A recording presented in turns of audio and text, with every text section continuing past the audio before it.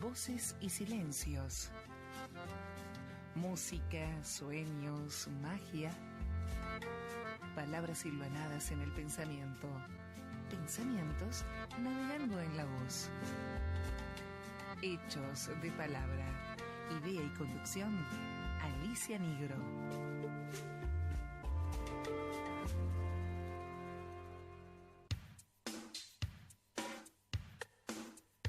Radio Hermes también te escucha.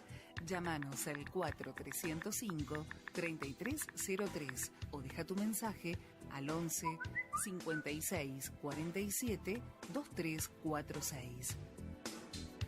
Compartí nuestros contenidos en redes. En Facebook nos encontrás como Radio Hermes Web, en Instagram como Radio Hermes y en Twitter como Radio-Hermes. Míranos en nuestro canal de YouTube, escuchanos en www.radiohermes.com y nuestra aplicación para dispositivos móviles. Radio Hermes, tu lugar de expresión y comunicación.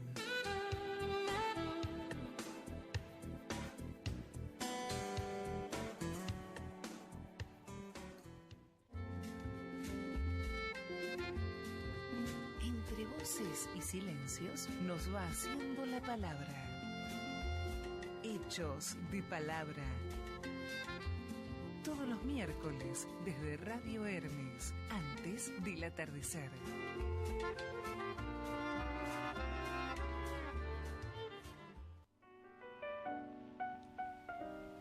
Dede y Arbucaya han venido a buscarme al diario y los tres nos hemos ido a VIX para escuchar la ya famosa, aunque todavía secreta, grabación de Amoros. En el taxi Dede me ha contado sin muchas ganas cómo la marquesa lo ha sacado a Johnny del lío del incendio, que por lo demás no había pasado de un colchón chamuscado y un susto terrible de todos los argelinos que viven en el hotel de la Rue Lagrange. Multa ya pagada, otro hotel ya conseguido por Tica. Johnny está convaleciente en una cama grandísima y muy linda, toma leche a baldes y lee el Parimachi, el New Yorker, mezclando a veces su famoso y roñoso librito de bolsillo con poemas de Dylan Thomas y anotaciones a lápiz por todas partes. Con estas noticias y un coñac en el café de la esquina, nos hemos instalado en la sala de audiciones para escuchar Amoros y Streptomycin. Art ha pedido que apagaran las luces y se ha acostado en el suelo para escuchar mejor. Y entonces ha entrado Johnny y nos ha pasado su música por la cara. Ha entrado ahí, aunque esté en su hotel y metido en la cama, y nos ha barrido con su música durante un cuarto de hora. Comprendo que le enfurezca la idea de que vayan a publicar Amoros, porque cualquiera se da cuenta de las fallas, del soplido perfectamente perceptible que acompaña algunos finales de frase, y sobre todo la salvaje caída final, esa nota sorda y breve que me ha parecido un corazón que se rompe, un cuchillo entrando en un pan. Y él hablaba del pan hace unos días. Pero en cambio, a Johnny se le escaparía lo que para nosotros es terriblemente hermoso: la ansiedad que busca salida en esa improvisación llena de huidas en todas direcciones, de interrogación, de manoteo desesperado. Johnny no puede comprender, porque lo que para él es fracaso, a nosotros nos parece un camino, por lo menos la señal de un camino, que Amoros va a quedar como uno de los momentos más grandes del jazz. El artista que hay en él va a ponerse frenético de rabia cada vez que oiga ese remedo de su deseo, de todo lo que quiso decir mientras luchaba, tambaleándose, escapándosele la saliva de la boca junto con la música, más que nunca solo frente a lo que persigue, a lo que se le huye mientras más lo persigue. Es curioso. Ha sido necesario escuchar esto, aunque ya todo convergía a esto, a Amoros, para que yo me diera cuenta de que Johnny no es una víctima, no es un perseguido como lo cree todo el mundo, como yo mismo lo he dado a entender en mi biografía. Por cierto que la edición en inglés acaba de aparecer y se vende como la Coca-Cola. Ahora sé que no es así, que Johnny persigue en vez de ser perseguido, que todo lo que le está ocurriendo en la vida son azares del cazador y no del animal acosado. Nadie puede saber qué es lo que persigue Johnny, pero es así, está ahí, en Amoros, en la marihuana, en sus absurdos discursos sobre tanta cosa, en las recaídas, en el librito de Dylan Thomas, en todo lo pobre diablo que es Johnny, y que lo agranda y lo convierte en un absurdo viviente, en un cazador sin brazos y sin piernas, en una liebre que corre tras de un tigre que duerme. Y me veo precisado a decir que en el fondo Amoros me ha dado ganas de vomitar, como si eso pudiera librarme de todo lo que en él corre contra mí y contra todos, esa masa negra informe, sin manos y sin pies, ese chimpancé enloquecido que me pasa los dedos por la cara y me sonríe enternecido.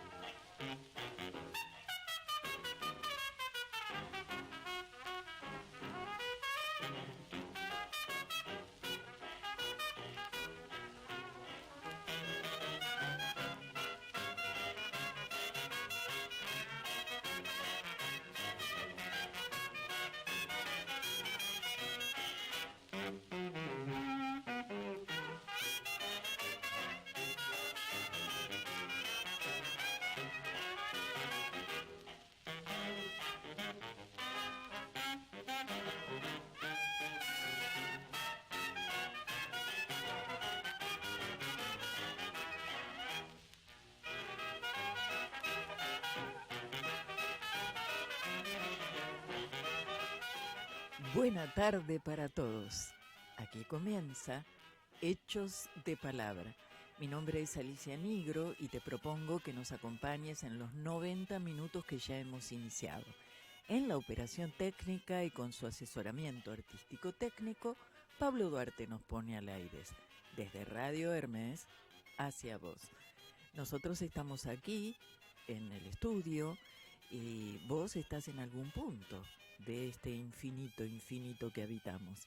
Estamos juntos, haciendo de la magia una realidad, porque este presente será nuestro presente cuando vos lo dispongas.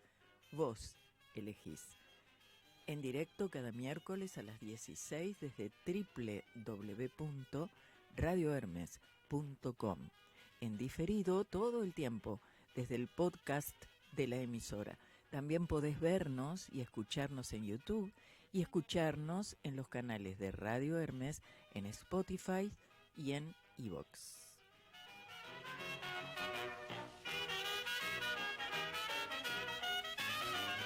Comenzamos el programa escuchando a Julio Cortázar.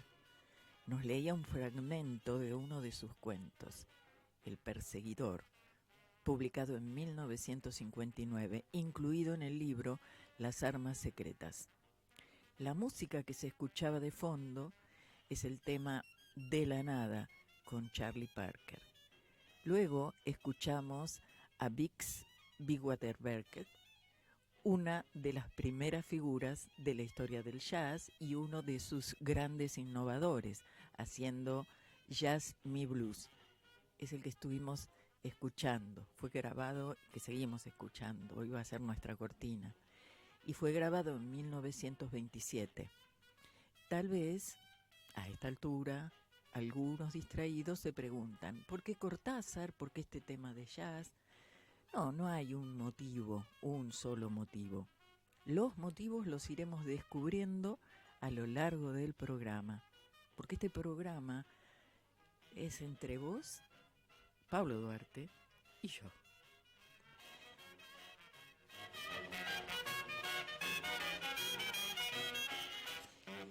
Debo comenzar por contarte que estamos iniciando en Hechos de Palabra un nuevo espacio, al que llamaremos de vez en cuando Vos y Yo. En él abordaremos diferentes temas. Hoy, Cortázar, las letras, el jazz.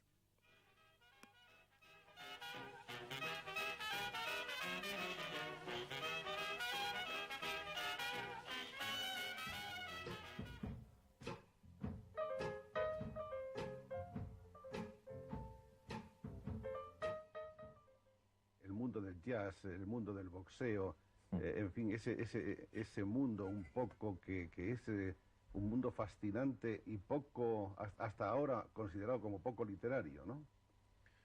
Sí, considerado como poco literario por quienes tienen de la literatura exactamente la idea que no tengo yo, es decir, una idea selectiva, una idea clasista, como Cerrada. se dice en el plano político, ¿no? O sea que la literatura tiene temas que se pueden tratar y temas que no se pueden tratar. Bueno, tú sabes que eso es un problema liquidado y no hay para qué hablar más, porque cualquiera de los que hablan en este momento o no se escuchan en este momento lo saben de sobra. El jazz es para mí, la música en general, y el jazz en particular es una especie de presencia continua, incluso en lo que yo escribo. Tú sabes muy bien que lo he dicho, además. Mi trabajo de escritor se da de una manera en donde hay una especie de ritmo que no tiene nada que ver con la rima y con las aliteraciones. No. Es una especie de latido, ¿no? De swing, como dicen los hombres de jazz, una especie de ritmo que si no está en lo que yo hago, es para mí la prueba de que no sirve y hay que tirarlo y volver.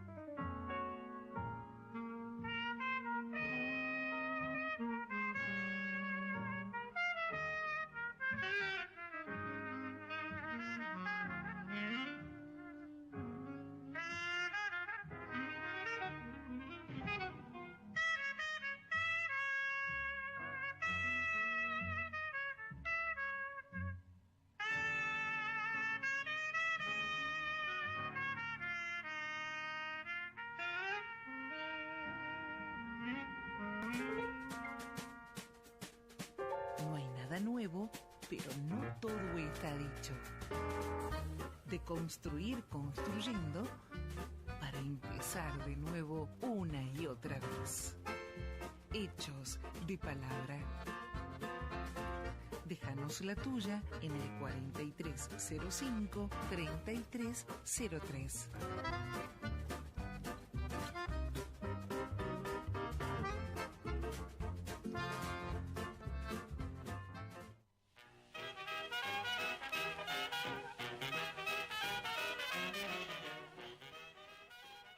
Había empezado a leer la novela unos días antes.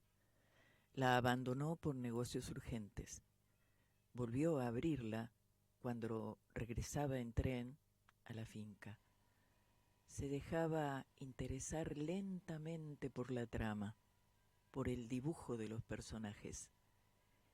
Esa tarde, después de escribir una carta a su apoderado y discutir con el mayordomo, una cuestión de aparcerías, volvió al libro en la tranquilidad del estudio que miraba hacia el Parque de los Robles. Arrellenado en su sillón favorito, de espaldas a la puerta que lo hubiera molestado como una irritante posibilidad de intrusiones, dejó que su mano izquierda acariciara una y otra vez el terciopelo verde y se puso a leer los últimos capítulos. Su memoria retenía sin esfuerzo los nombres y las imágenes de los protagonistas.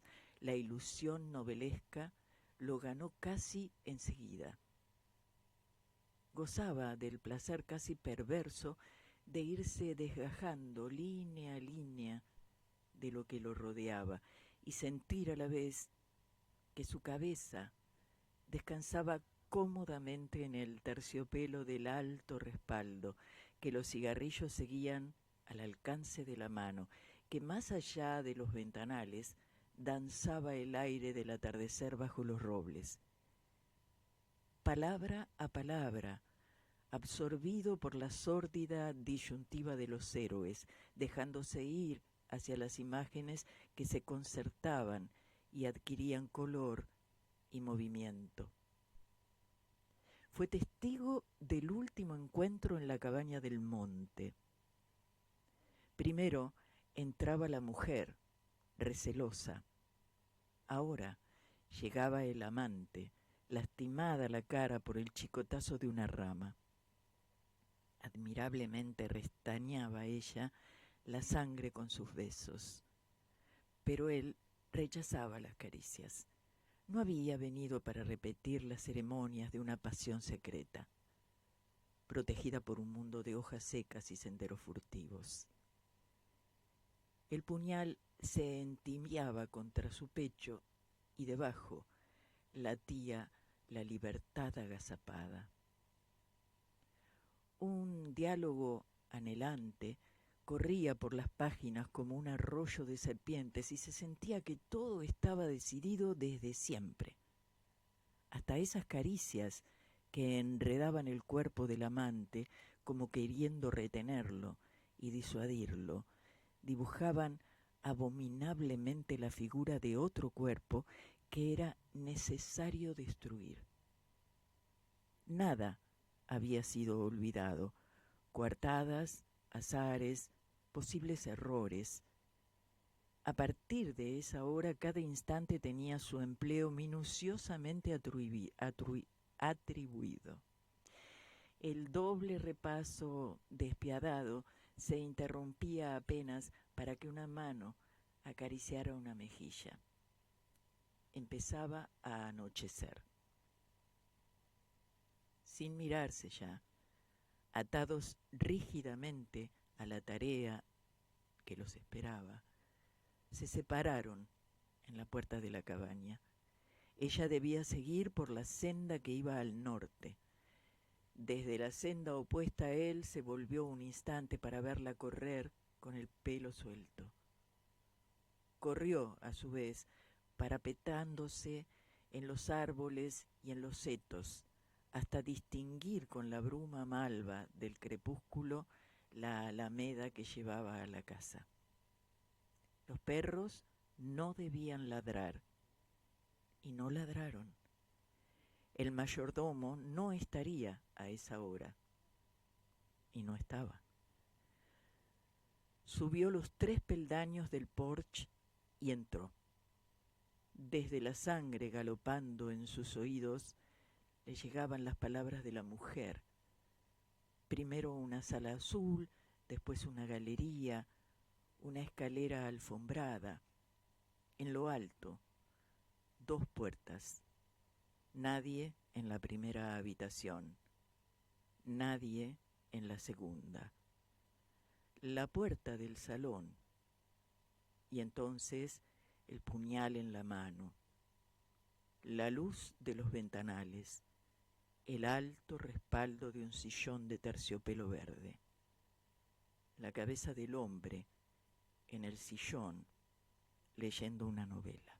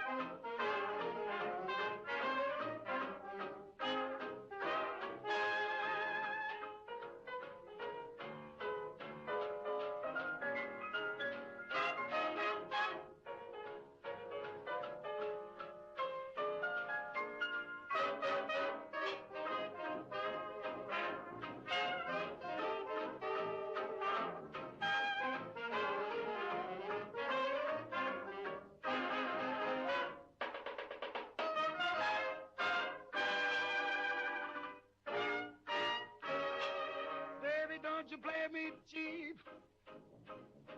I may have a heap of that thing called money, honey. Wouldn't you feel disappointed if it's true? Don't you play me cheap because I look so meek. I might be the brown-skinned daddy that could go for you in a great big way. Don't you think I'm asleep? And when your wife's crying, I play the game and I know it well. Can't you pull a fast one on anybody? But we gon' bind my back. Don't you play me cheap? Don't you make no creep? Oh, real gun bombing. Don't you play me? Oh, baby, that was either.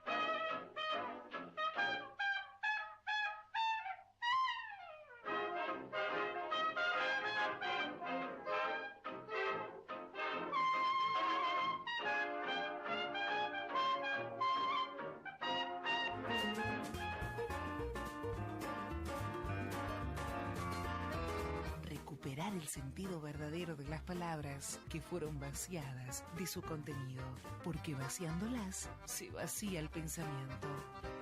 Hechos de palabra, por www.radiohermes.com.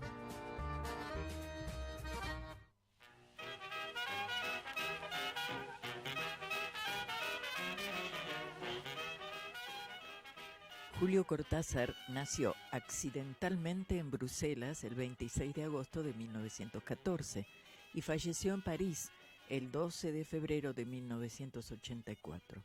Es uno de los escritores argentinos más importantes de todos los tiempos. Su obra dejó huella en la literatura argentina y en la literatura universal. Estudió magisterio y letras y se desempeñó como docente en varias ciudades de distintas provincias argentinas. En 1951 se radicó definitivamente en París.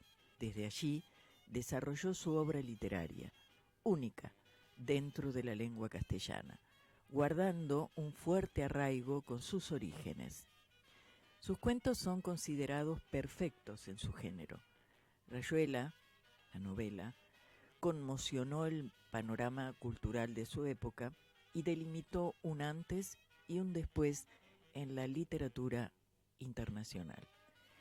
El jazz, calificado como música de negros o de salvajes en los Estados Unidos, tuvo su expansión en 1920 y su influencia en la obra de Julio Cortázar no fue hasta 1950, cuando se empezó a escuchar por los círculos de intelectuales de Europa y de América.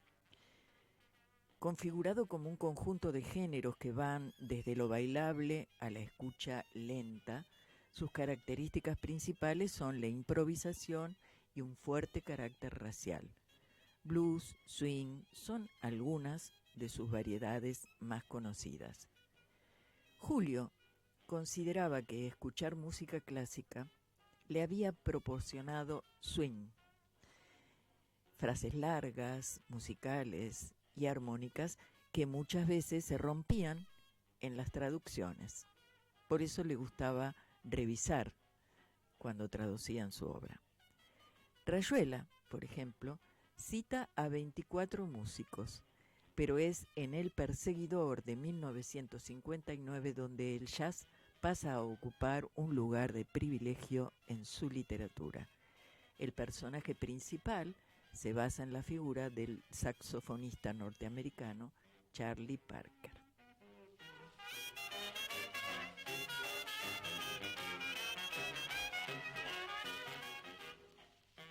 Toco tu boca.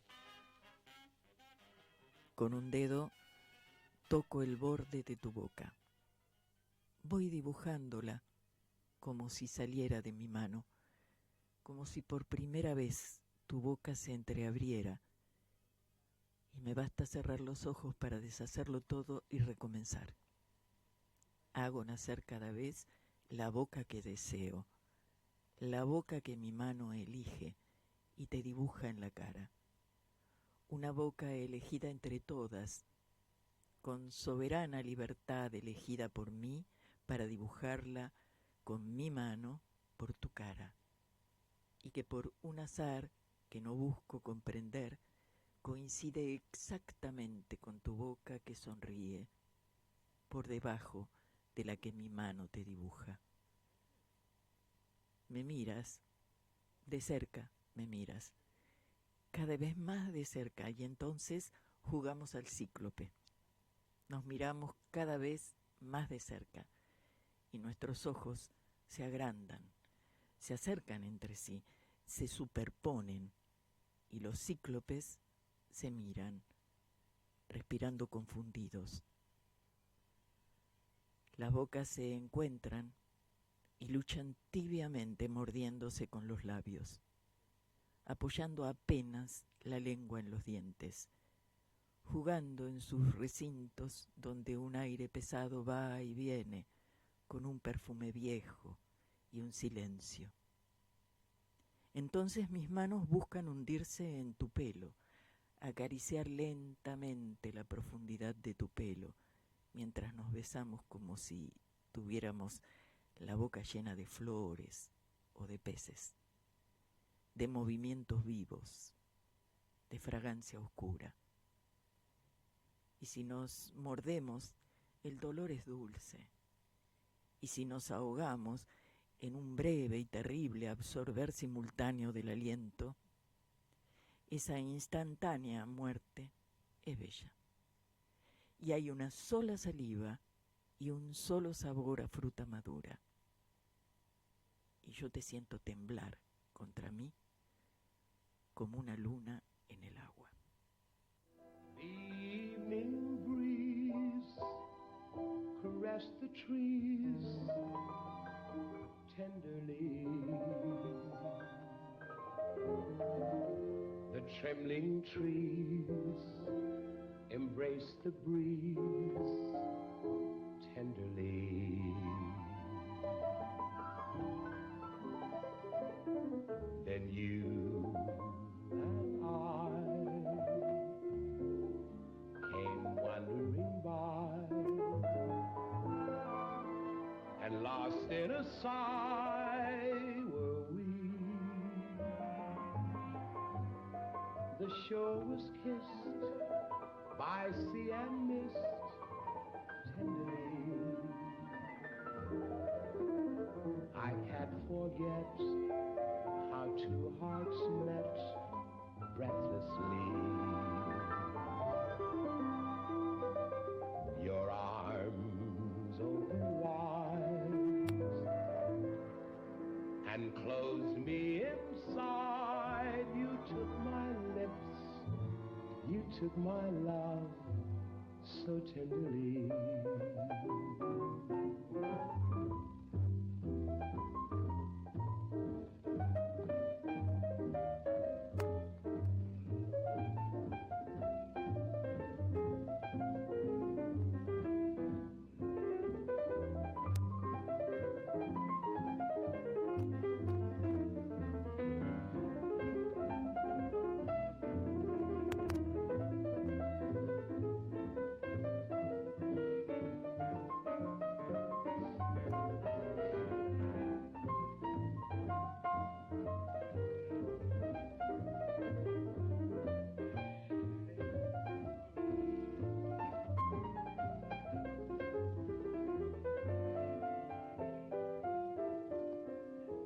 Your arms open wide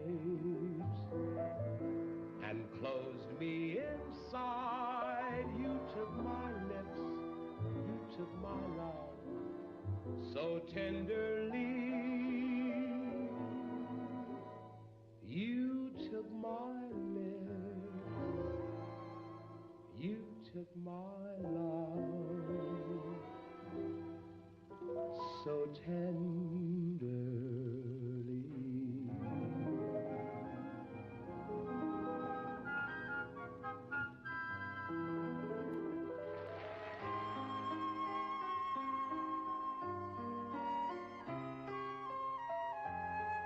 Hechos de palabra, la que nos subyace,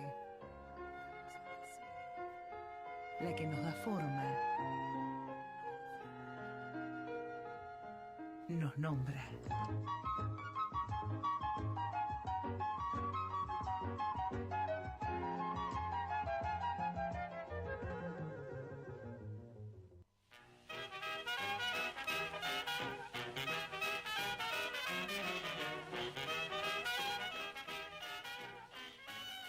La noche boca arriba, y salían en ciertas épocas a cazar enemigos. Le llamaban la Guerra Florida. A mitad del largo zaguán del hotel pensó que debía ser tarde y se apuró a salir a la calle y sacar la motocicleta del rincón donde el portero de al lado le permitía guardarla.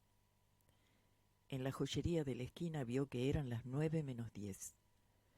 Llegaría con tiempo sobrado a donde iba.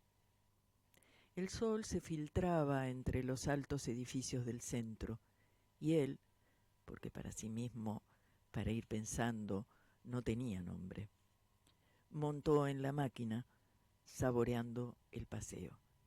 La moto ronroneaba entre sus piernas y un viento fresco le chicoteaba los pantalones. Dejó pasar los ministerios, el rosa, el blanco y la serie de comercios con brillantes vitrinas de la calle central. Ahora entraba en la parte más agradable del trayecto, el verdadero paseo.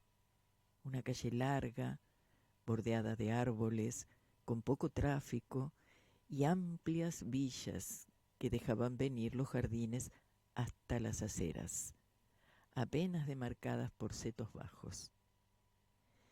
Quizás algo distraído, pero corriendo sobre la derecha como correspondía, se dejó llevar por la tersura, por la leve crispación de ese día apenas empezado. Tal vez su involuntario relajamiento le impidió prevenir el accidente. Cuando vio que la mujer parada en la esquina se lanzaba a la calzada a pesar de las luces verdes, ya era tarde para las soluciones fáciles. Frenó con el pie y la mano, desviándose a la izquierda. Oyó el grito de la mujer y junto con el choque perdió la visión. Fue como dormirse de golpe. Volvió bruscamente del desmayo. 4 o 5 hombres jóvenes lo estaban sacando de debajo de la moto. Sentía gusto a sal y a sangre. Le dolía una rodilla y cuando lo alzaron gritó porque no podía soportar la presión en el brazo derecho. Voces que no parecían pertenecer a las caras suspendidas sobre él lo alentaban con bromas y seguridades. Su único alivio fue oír la confirmación de que había estado en su derecho al cruzar la esquina. Preguntó por la mujer, tratando de dominar la náusea que le ganaba la garganta. Mientras lo llevaban boca arriba hasta una farmacia próxima, supo que la causante del accidente no tenía más que rasguños en las piernas. Usted la agarró apenas, pero el golpe le hizo saltar la máquina de costado. Opiniones, recuerdos. Despacio, éntrenlo de espaldas, así va bien, y alguien con guardapolvo dándole a beber un trago que lo alivió en la penumbra de una pequeña farmacia de barrio. La ambulancia policial llegó a los 5 minutos y lo subieron a una camilla blanda donde pudo tenderse a gusto. Con toda lucidez, pero sabiendo que estaba bajo los efectos de un shock terrible, dio sus señas al policía que lo acompañaba. El brazo casi no le dolía. De una cortadura en la ceja goteaba sangre por toda la cara. 1 o 2 veces se lamió los labios para beberla. Se sentía bien. Era un accidente, mala suerte. Unas semanas quieto y nada más. El vigilante le dijo que la motocicleta no parecía muy estropeada. Natural, dijo él, como que me la ligué encima. Los dos se rieron y el vigilante le dio la mano al llegar al hospital y le deseó buena suerte. Ya la náusea volvía poco a poco, mientras lo llevaban en una camilla de ruedas hasta un pabellón del fondo, pasando bajo árboles llenos de pájaros. Cerró los ojos y deseó estar dormido o cloroformado, pero lo tuvieron largo rato en una pieza con olor a hospital, llenando una ficha, quitándole la ropa y vistiéndolo con una camisa grisácea y dura. Le movían cuidadosamente el brazo sin que le doliera. Las enfermeras bromeaban todo el tiempo, y si no hubiera sido por las contracciones del estómago, se habría sentido muy bien, casi contento. Lo llevaron a la sala de radio y 20 minutos después, con la placa todavía húmeda puesta sobre el pecho como una lápida negra, pasó a la sala de operaciones. Alguien de blanco, alto y delgado, se le acercó y se puso a mirar la radiografía. Manos de mujer le acomodaban la cabeza. Sintió que lo pasaban de una camilla a otra. El hombre de blanco se le acercó otra vez, sonriendo, con algo que le brillaba en la mano derecha. Le palmeó la mejilla e hizo una seña a alguien parado atrás. Como sueño era curioso porque estaba lleno de olores y él nunca soñaba olores. Primero un olor a pantano, ya que a la izquierda de la calzada empezaban las marismas, los tembladerales de donde no volvía nadie. Pero el olor cesó y en cambio vino una fragancia compuesta y oscura como la noche en que se movía huyendo de los aztecas. Y todo era tan natural. Tenía que huir de los aztecas que andaban a caza de hombre, y su única probabilidad era la de esconderse en lo más denso de la selva, cuidando de no apartarse de la estrecha calzada que solo ellos, los motecas, conocían. Lo que más lo torturaba era el olor, como si aún en la absoluta aceptación del sueño algo se rebelaba contra eso que no era habitual, que hasta entonces no había participado del juego. Huele a guerra, pensó, tocando instintivamente el puñal de piedra atravesado en su ceñidor de lana tejida. Un sonido inesperado lo hizo agacharse y quedar inmóvil, temblando. Tener miedo no era extraño. En sus sueños abundaba el miedo. Esperó tapado por las ramas de un arbusto y la noche sin estrellas. Muy lejos, probablemente del otro lado del gran lago, debían estar ardiendo fuegos de vivac. Un resplandor rojizo teñía esa parte del cielo. El sonido no se repitió. Había sido como una rama quebrada.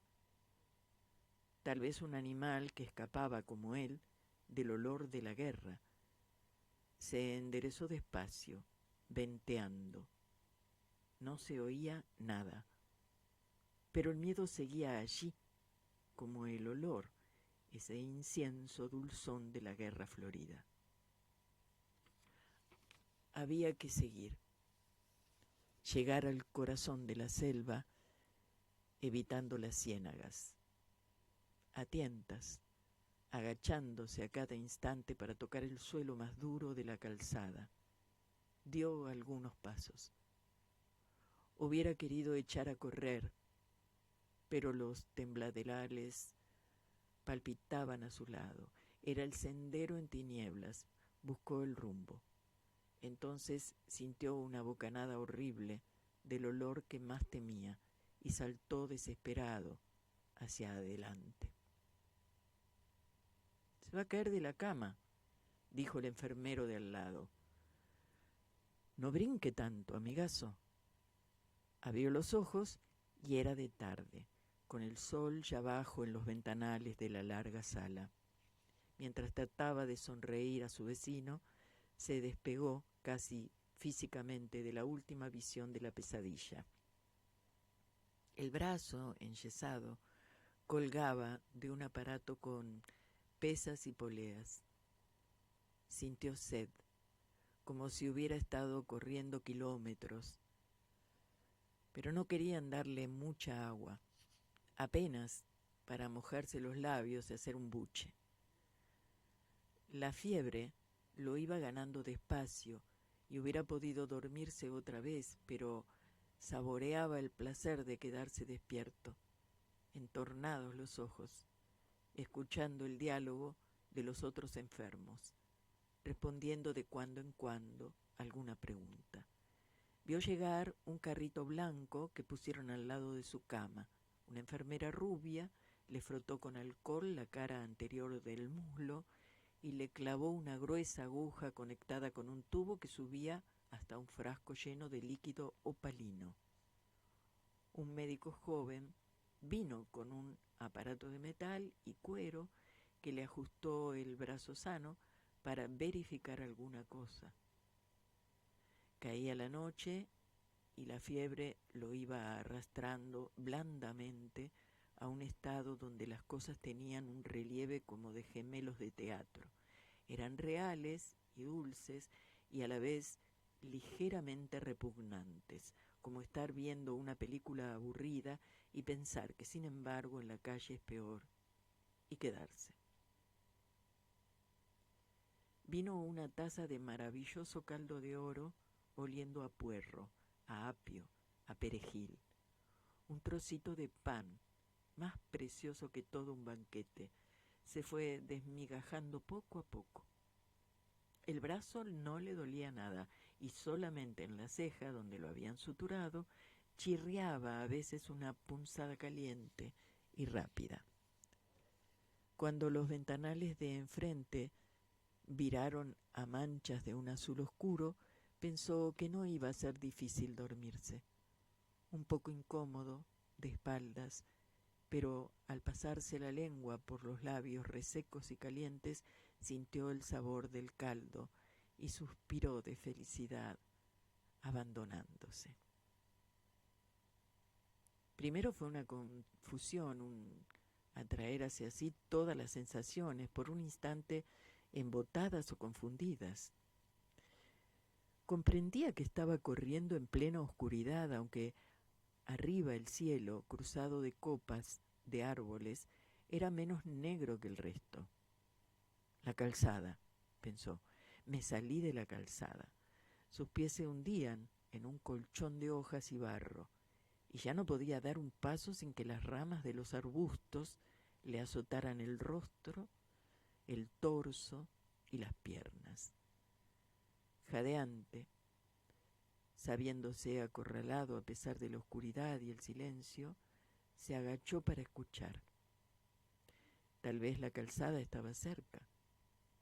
Con la primera luz del día iba a verla otra vez. Nada podía ayudarlo ahora a encontrarla. La mano que sin saberlo él aferraba el mango del puñal subió como el escorpión de los pantanos hasta su cuello, donde colgaba el amuleto protector. Moviendo apenas los labios, musitó la plegaria del maíz, que trae las lunas felices, y la súplica a la muy alta, a la dispensadora de los bienes motecas. Pero sentía al mismo tiempo que los tobillos se le estaban hundiendo despacio en el barro, y la espera en la oscuridad del chaparral se le hacía insoportable. La guerra florida había empezado con la luna y llevaba ya 3 días y 3 noches. Si conseguía refugiarse en lo profundo de la selva, abandonando la calzada más allá de la región de las ciénagas, quizá los guerreros no le siguieran el rastro. Pensó en los muchos prisioneros que ya habrían hecho, pero la cantidad no contaba, sino el tiempo sagrado. La caza continuaría hasta que los sacerdotes dieran la señal de regreso.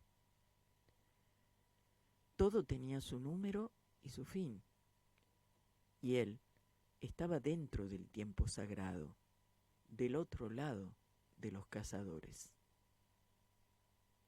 Oyó los gritos y se enderezó de un salto, puñal en mano. Como si el cielo se incendiara en el horizonte, vio antorchas moviéndose entre las ramas muy cerca. El olor a guerra era insoportable, y cuando el primer enemigo le saltó al cuello, casi sintió placer en hundirle la hoja de piedra en pleno pecho. Ya lo rodeaban las luces, los gritos alegres. Alcanzó a cortar el aire 1 o 2 veces, y entonces una soga lo atrapó desde atrás. Es la fiebre, dijo el de la cama de al lado. A mí me pasaba igual cuando me operé del duodeno. Tomé agua y pude dormir bien. Al lado de la noche de donde volvía, la penumbra tibia de la sala le pareció deliciosa. Una lámpara violeta velaba en lo alto de la pared del fondo como un ojo protector. Se oía toser, respirar fuerte, a veces un diálogo en voz baja. Todo era grato y seguro, sin ese acoso, Pero no quería seguir pensando en la pesadilla. Había tantas cosas en que entretenerse. Se puso a mirar el yeso del brazo, las poleas que tan cómodamente se lo sostenían en el aire. Le habían puesto una botella de agua mineral en la mesa de noche. Bebió del gollete, golosamente. Distinguía ahora las formas de la sala, las 30 camas, los armarios con vitrinas. Ya no debía tener tanta fiebre. Sentía fresca la cara. La ceja le dolía apenas, como un recuerdo. Se vio otra vez saliendo del hotel, sacando la moto. ¿Quién hubiera pensado que la cosa iba a acabar así? Trataba de fijar el momento del accidente y le dio rabia advertir que había ahí como un hueco, un vacío que no alcanzaba a rellenar, entre el choque y el momento en que lo habían levantado del suelo. Un desmayo, o lo que fuera, no le dejaba ver. Y al mismo tiempo tenía la sensación de que ese hueco, esa nada, había durado una eternidad. No, ni siquiera tiempo.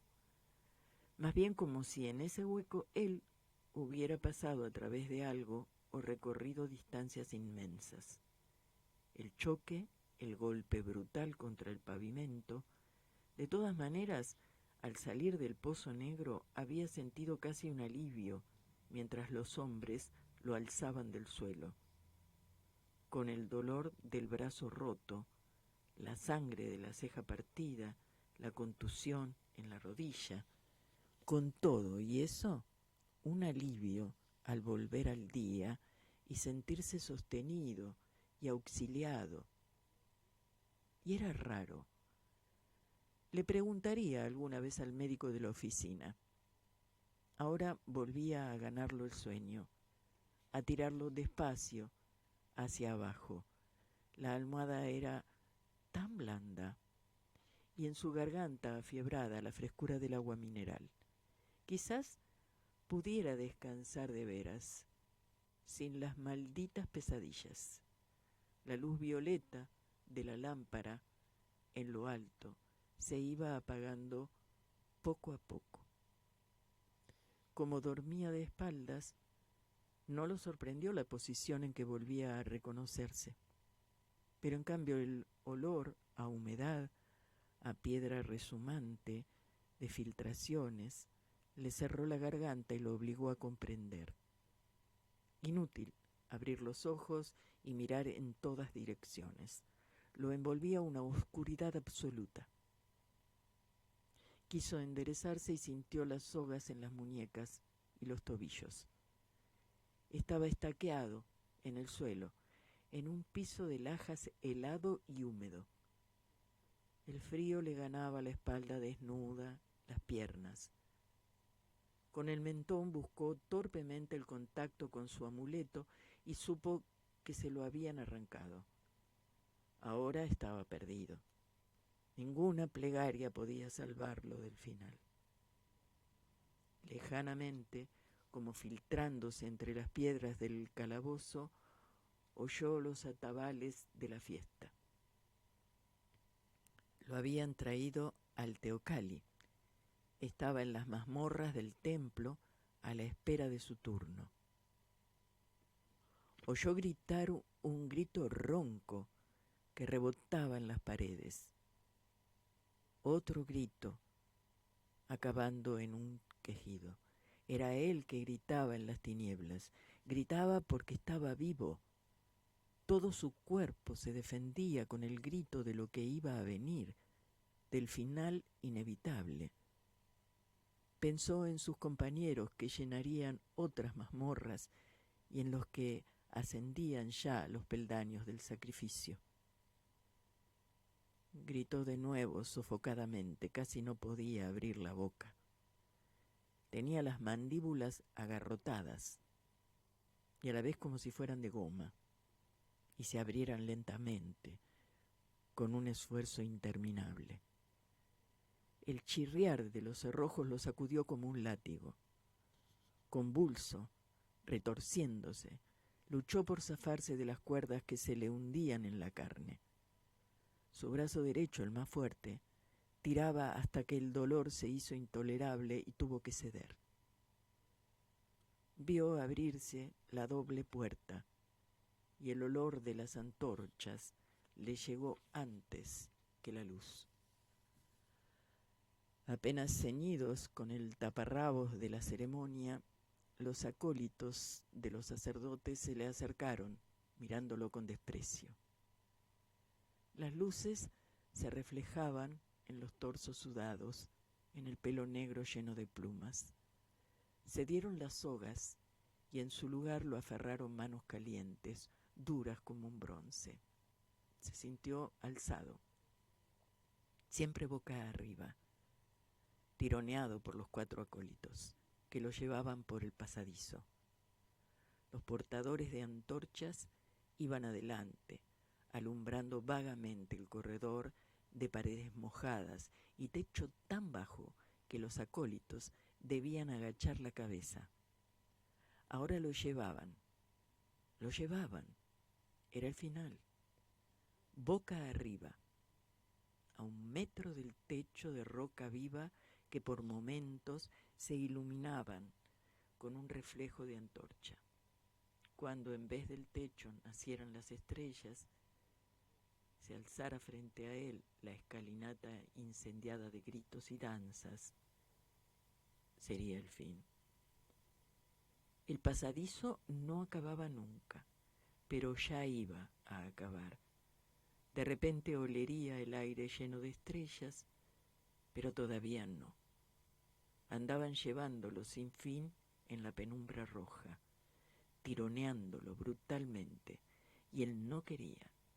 Pero ¿cómo impedirlo si le habían arrancado el amuleto que era su verdadero corazón, el centro de la vida? Salió de un brinco a la noche del hospital, al alto cielo raso, dulce, a la sombra blanda que lo rodeaba. Pensó que debía haber gritado, pero sus vecinos dormían callados. En la mesa de noche la botella de agua tenía algo de burbuja, de imagen translúcida contra la sombra azulada de los ventanales. Jadeó buscando el alivio de los plumones, el olvido de esas imágenes que seguían pegadas a sus párpados. Cada vez que cerraba los ojos las veía formarse instantáneamente y se enderezaba aterrado, pero gozando a la vez del saber que ahora estaba despierto, que la vigilia lo protegía, que pronto iba a amanecer, con el buen sueño profundo que se tiene a esa hora, sin imágenes, sin nada. Le costaba mantener los ojos abiertos. La modorra era más fuerte que él. Hizo un último esfuerzo. Con la mano sana, esbozó un gesto hacia la botella de agua. No llegó a tomarla. Sus dedos se cerraron en un vacío otra vez negro, y el pasadizo seguía interminable. Tras roca, con súbitas fulguraciones rojizas, y él, boca arriba, gimió apagadamente, porque el techo iba a acabarse. Subía, abriéndose como una boca de sombra, y los acólitos se enderezaban, y de la altura una luna menguante le cayó en la cara, donde los ojos no querían verla. Desesperadamente se cerraban y abrían, buscando pasar al otro lado, descubrir de nuevo el cielo raso protector de la sala, y cada vez que se abrían era la noche y la luna mientras lo subían por la escalinata, ahora con la cabeza colgando hacia abajo, y en lo alto estaban las hogueras, las rojas columnas de humo perfumado, y de golpe vio la piedra roja, brillante de sangre que chorreaba, y el vaivén de los pies del sacrificado que arrastraban para tirarlo, rodeando por las escalinatas del norte. Con una última esperanza, apretó los párpados, gimiendo por despertar. Durante un segundo creyó que lo lograría, porque otra vez estaba inmóvil en la cama, a salvo del balanceo cabeza abajo. Pero olía la muerte, y cuando abrió los ojos, vio la figura ensangrentada del sacrificador que venía hacia él, con el cuchillo de piedra en la mano. Alcanzó a cerrar otra vez los párpados, aunque ahora sabía que no iba a despertarse, que estaba despierto, que el sueño maravilloso había sido el otro, absurdo como todos los sueños.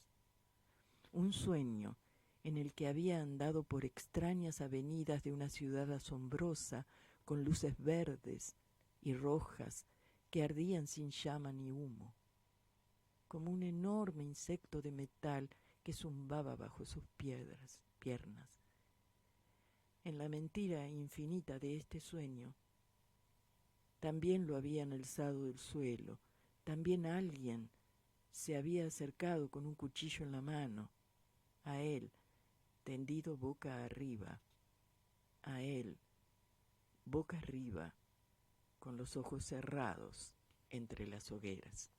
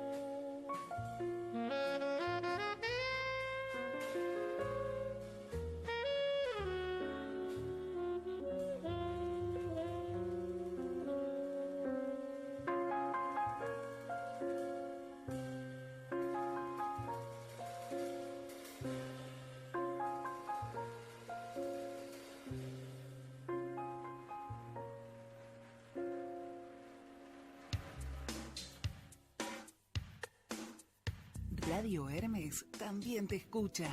Llámanos al 4305-3303 o deja tu mensaje al 11 56 47 2346. Compartí nuestros contenidos en redes. En Facebook nos encontrás como Radio Hermes Web, en Instagram como Radio Hermes y en Twitter como Radio-Hermes. Míranos en nuestro canal de YouTube, escuchanos en www.radiohermes.com y nuestra aplicación para dispositivos móviles. Radio Hermes, tu lugar de expresión y comunicación.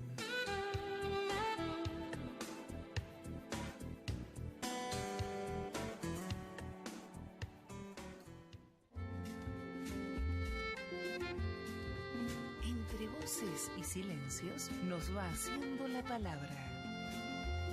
Hechos de palabra. Todos los miércoles desde Radio Hermes, antes del atardecer.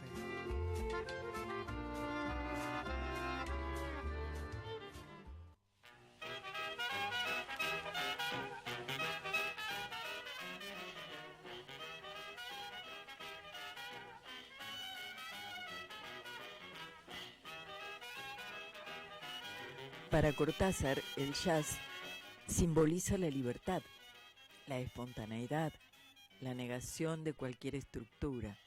Y Rayuela sigue ese esquema, ya que el autor nos sugiere varias propuestas de lectura para que podamos escoger libremente. Así, la narración, con sus avances y retrocesos, se asemeja a una improvisación jazzística en la que Bix, Armstrong, Bessie y tantos otros nos acompañan en este viaje de la lectura.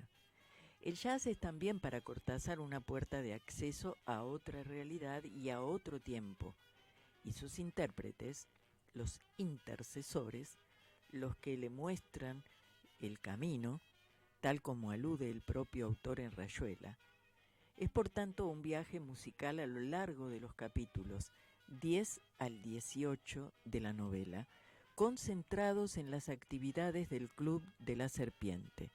En este club, creado por un grupo de amigos, el jazz es un personaje más que incide directamente en los protagonistas, actuando como flujo de conciencia, como intercesor y catalizador. Cortázar definió a su música preferida, el jazz, como un árbol que abre sus ramas a derecha, a izquierda, hacia arriba, hacia abajo, permitiendo todos los estilos y ofreciendo todas las posibilidades. En una ocasión, apenado, Julio escribió en una carta a una persona amiga: tuve que vender íntegra mi discoteca de jazz y le aseguro que fue un dolor grande. La música de Louis Armstrong, Billie Holiday y Ella Fitzgerald le acompañaron durante toda su vida. Por esta razón, si su prosa tuviera un sonido, sería el sonido del jazz.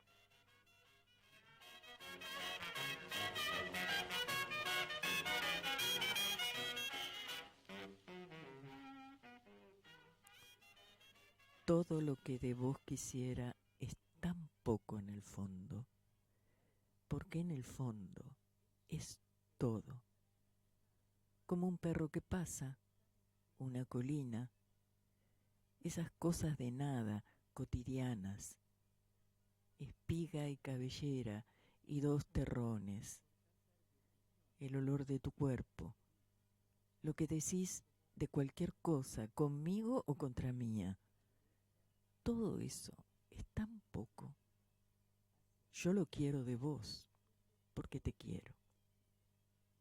Que mires más allá de mí, que me ames con violenta prescindencia del mañana, que el grito de tu entrega se estrelle en la cara de un jefe de oficina y que el placer que juntos inventamos sea otro signo de la libertad.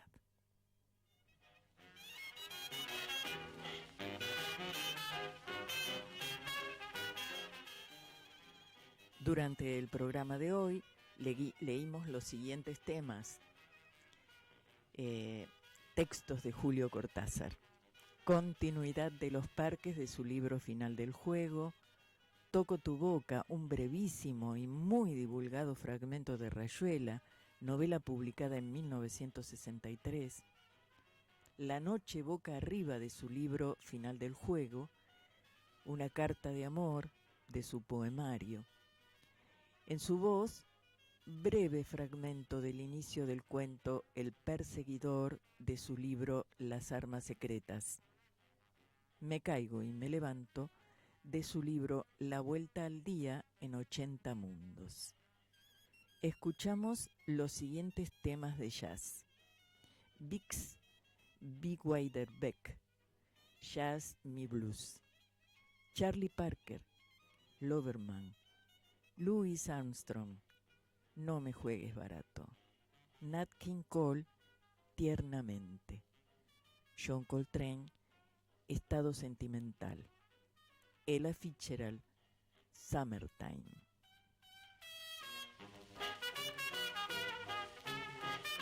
Y nos vamos como empezamos. No sin decirle muchas gracias, Pablo Duarte, por ponernos al aire y por hacer este programa tan especial y tan lindo. Me gustó mucho hacerlo.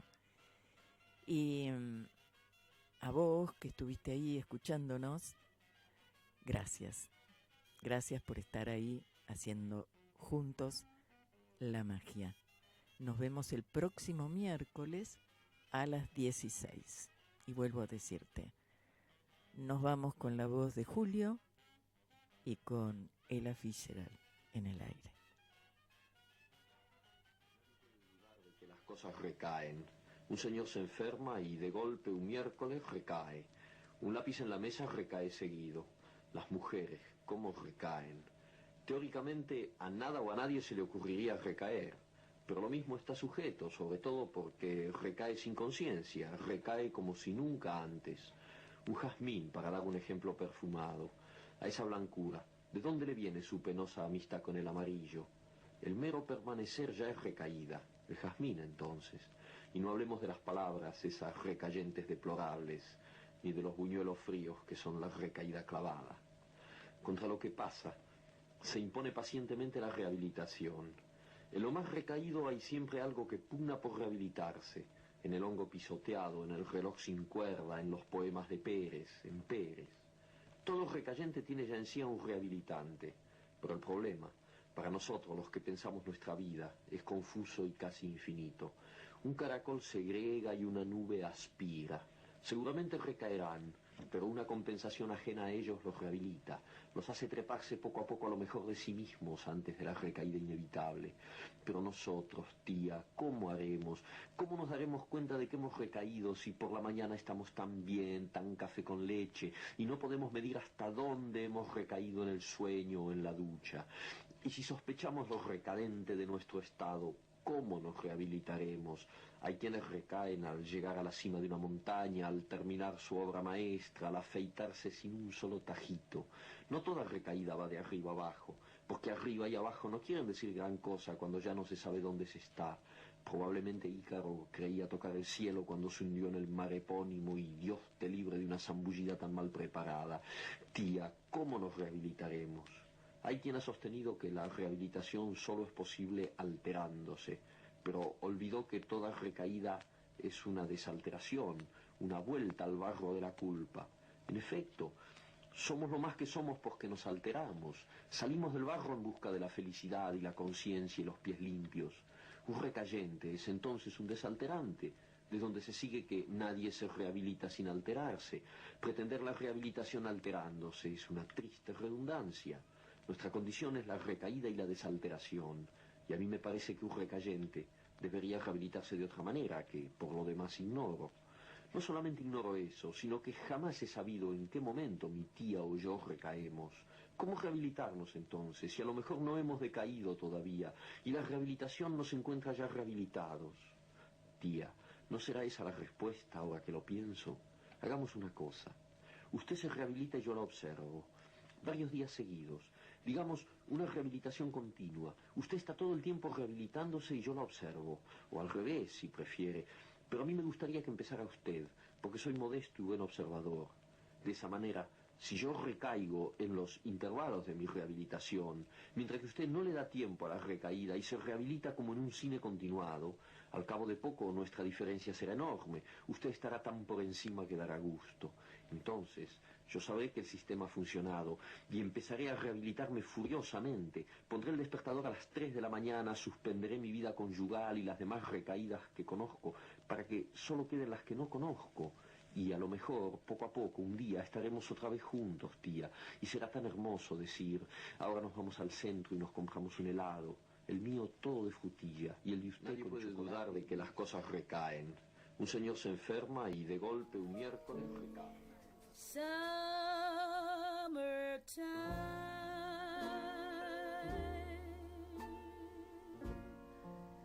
And the living is easy.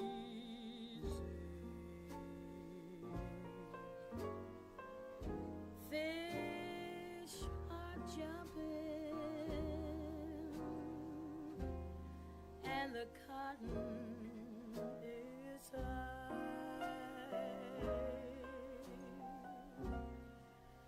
Your daddy's rich and your ma is good looking.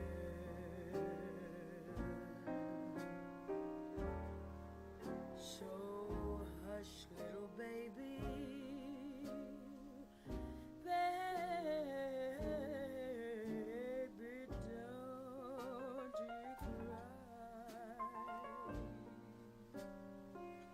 One of these mornings, you're gonna rise up singing. You're gonna spread your wings and you'll take to the sky.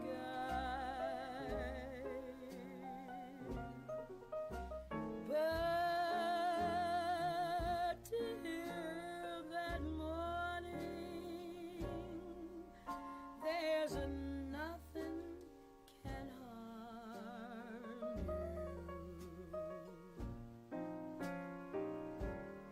With Daddy and Mommy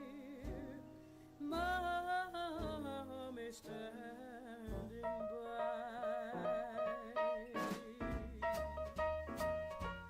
Summertime and the living is easy. Fish are jumping and the cotton is high.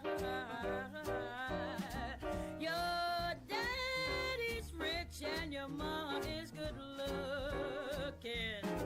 So be quiet, keep still. Shh.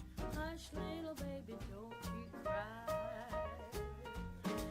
One of these mornings, you're gonna wake up singing. You're gonna spread your wings and you take to the sky. Till that morning, there's enough can harm you with Daddy and Mommy standing by. They say summertime, the living's easy. What makes it easy? You have to go out and work. So you go out and you do a day's work. It's so warm, it's so hot, you perspire. Yes, you perspire. And you perspire. What do you get? Perspiration. But you don't mind it because it's summertime and the living's easy. So you say, I think I'll go down. Let's go down and dig the real cool sounds at Mr. Kelly's. You come in Mr. Kelly's and you taste a while. Yes, Daddy, you drink a while. And you drink. What do you get? the check.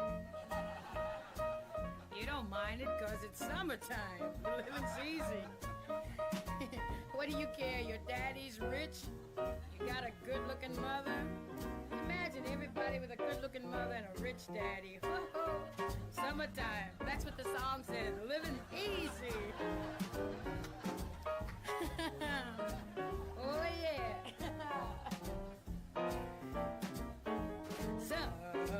Summertime. Summertime. Summertime. And the living is easy.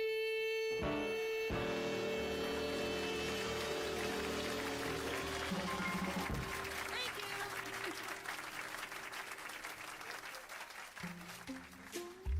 Hasta aquí compartimos voces y silencios, música, sueños, magia, palabras silvanadas en el pensamiento, pensamientos navegando en la voz.